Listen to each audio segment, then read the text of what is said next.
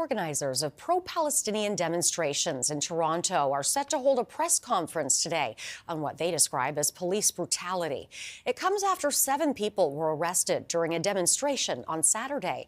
CP24's Beatrice Vaisman is in Toronto. Beatrice, give us the details.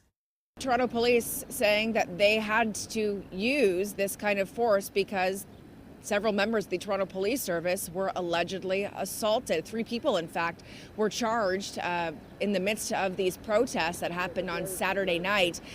The one person, a 24-year-old woman, was charged with allegedly throwing horse manure at a police officer. She was charged with assaulting a police officer. A second person also charged by Toronto police for what they say was intentionally using a flagpole as a spear. A third person also charged by police for under the Highway Traffic Act for driving a flatbed truck, essentially, with people on the back of it. Protesters have in the past, we know, been warned about this by Toronto police. When it comes to the escalation in tensions between the protesters and police, you're watching the video on your screen right now. This was posted by the Palestinian Youth Movement.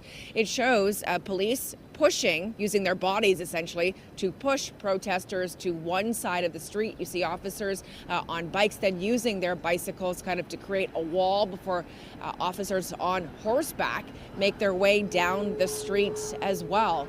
And so certainly there's a concern from these demonstrators that Toronto police are using excessive force in their handling of these demonstrators. Here's what the organizer of these demonstrations had to say to CP24. The police have been violent towards pro-Palestinian protesters. They have raided people's homes after protests. They have pulled people over because they had been at protests. They have gone so far as to escalate with marshals, to heckle people, to attempt to escalate with them, to use their bikes to push marshals over, to push attendees over. The Toronto Police Association defending its officers, of course, saying when protesters choose to commit criminal acts, they'll be arrested either immediately or later, adding that when protesters block roads and infrastructure, it impacts the ability for police officers to respond to emergency calls. So 11 o'clock this morning, we'll hear from some of the organizers of these pro-Palestinian demonstrations as to what they think the situation is, at least from their perspective. All right, CB24's Beatrice Vaisman. Thanks, Beatrice.